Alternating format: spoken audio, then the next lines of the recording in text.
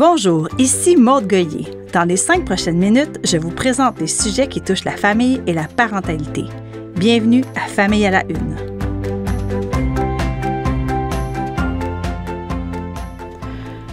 Enfin, on aura de la neige cette année pour les vacances de la relâche scolaire. En tout cas, si les températures se maintiennent, on devrait être capable d'aller patiner, glisser, skier, jouer, bref, faire des activités hivernales. Ça fait longtemps qu'on n'avait pas eu pareille chute de neige. Imaginez, à Montréal, on a eu 74 cm de neige en 4 jours. C'est fou! Pour les gens qui viennent de débarquer au Québec et pour bien des enfants, c'est tout un événement. Ça veut aussi dire qu'on est peu habitué ou peu préparé à ce phénomène-là. Ça fait bizarre à dire parce qu'au fond, on vit dans un pays nordique. Mais bon, je pense qu'on se comporte de plus en plus comme des gens qui vivent des changements climatiques et qui s'y adaptent.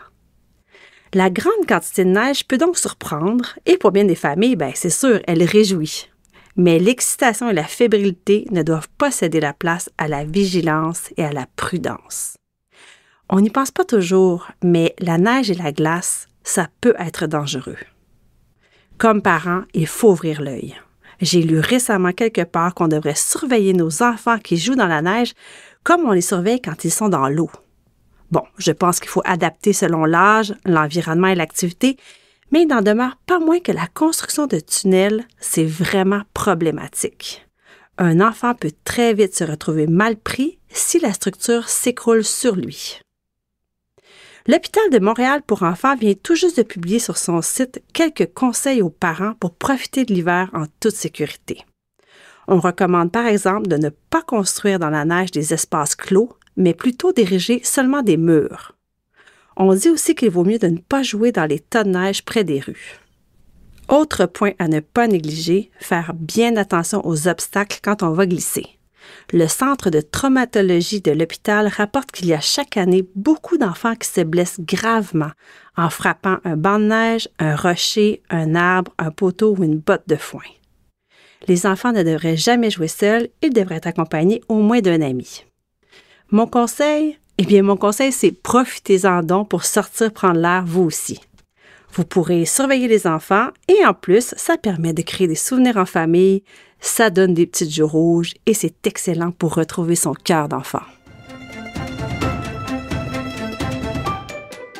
Est-ce que vous avez commencé à penser à vos vacances estivales?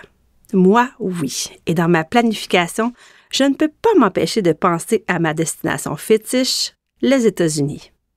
Que ce soit pour aller dans le Maine, à Boston, à New York ou à Walt Disney World, les États-Unis, c'est pratique, on peut y aller en voiture et on a accès aux mêmes commodités, aux mêmes services que chez nous. Sauf que je ne dois pas être la seule à me poser des questions sur un voyage chez nos voisins du Sud depuis que Donald Trump est revenu à la tête du pays. Le président a déclaré une guerre commerciale au Canada et oui, ça me dérange. J'en parle avec mes enfants, je les sonde, je les écoute et eux aussi, ça les dérange. Donc, on fait quoi? La chose la plus simple, c'est sûrement de suivre ses valeurs. On le sait, acheter, c'est voter. Alors, il faut se demander si on a envie d'investir dans un pays qui a longtemps été un allié, mais qui l'est de moins en moins. Est-ce que notre désir d'y aller tout de même est plus fort? Ou peut-être qu'on a de fortes raisons d'y aller de toute façon? Tout ça est bien personnel. Mais c'est en tout cas une belle opportunité pour en parler en famille et sensibiliser nos enfants. Parce que la politique, qu'on le veuille ou non, elle fait partie de nos vies et elle influence notre quotidien, incluant nos vacances.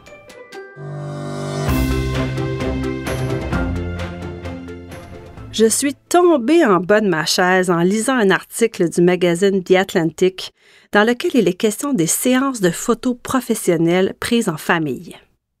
On y apprend que selon les photographes spécialisés dans ce genre de photos, les affaires vont très bien. En effet, l'achalandage aurait augmenté de 15 % ces 10 dernières années.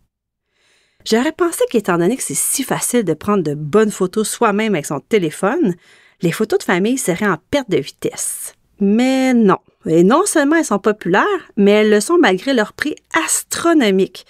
40 % des familles qui choisissent de faire des portraits professionnels paieraient 1 000 $ au plus pour leur séance. Pourquoi cette tendance? Est-ce par nostalgie, pour documenter l'évolution des membres de la famille ou peut-être pour alimenter les réseaux sociaux?